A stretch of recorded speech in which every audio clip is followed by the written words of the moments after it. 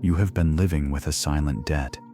You look at the calendar and see years of health you can't get back, decades of a marriage that felt like a desert, or a career that was stolen by someone else's malice. Most people, even well-meaning believers, will tell you, time is a river.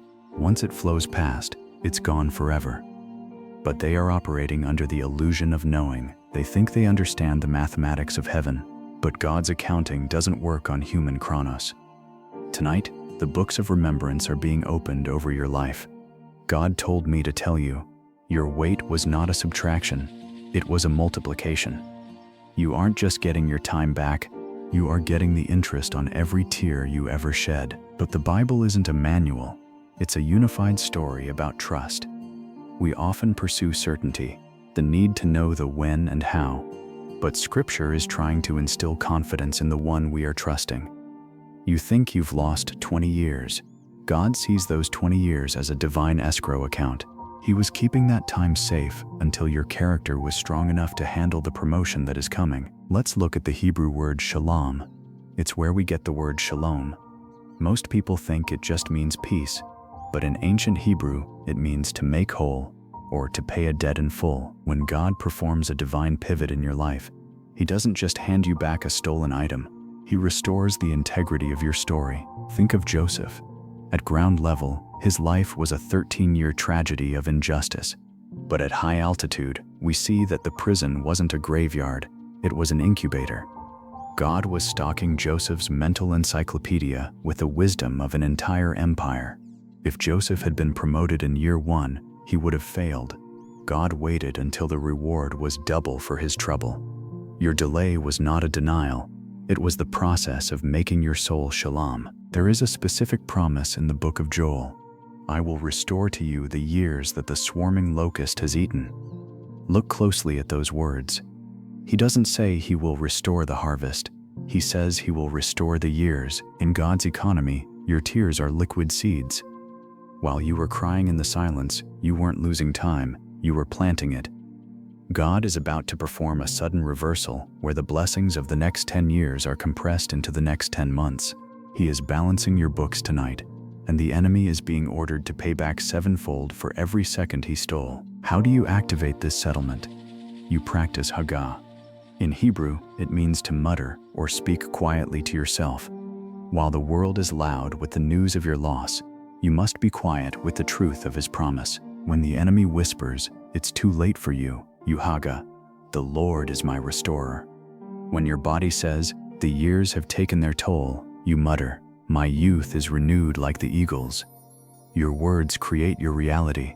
You are letting the Bible read your life and correct the errors in your accounting. The reason Hagah feels so difficult at first is because of our human obsession with certainty.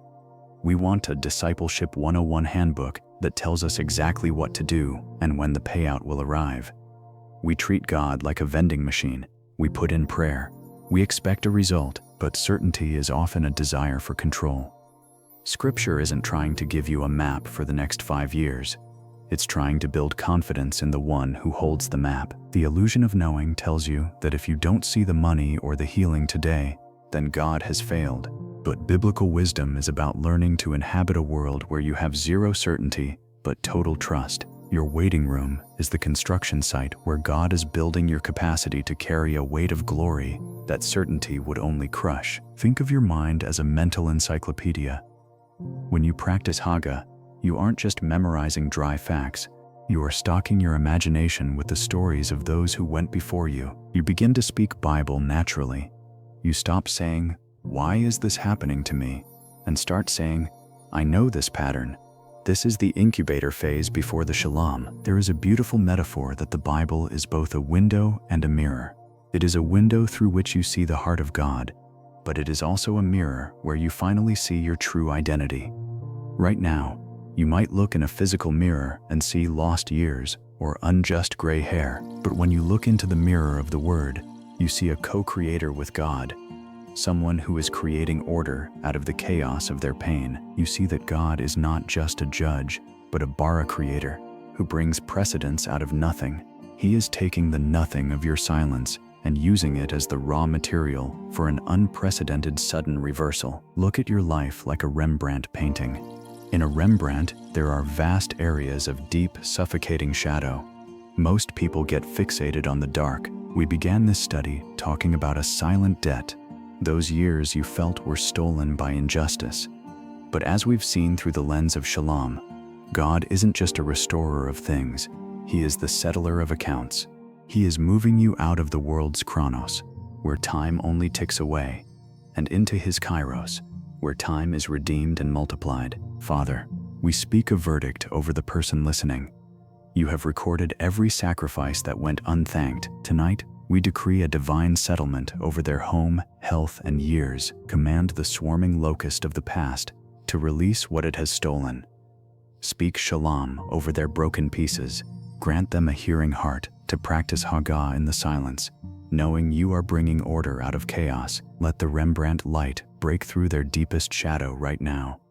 In the mighty name of Jesus, amen. If you felt the electric moment of connection, God is confirming this word. Type Shalom in the comments to signal that you accept His accounting over your own. Your wait was not a waste. It was an incubator for a weight of glory you are now strong enough to carry. Subscribe to Still Waters Faith for deep biblical foundations. Your story doesn't end in loss, it ends in Shalom. I will see you in the comments. God bless you.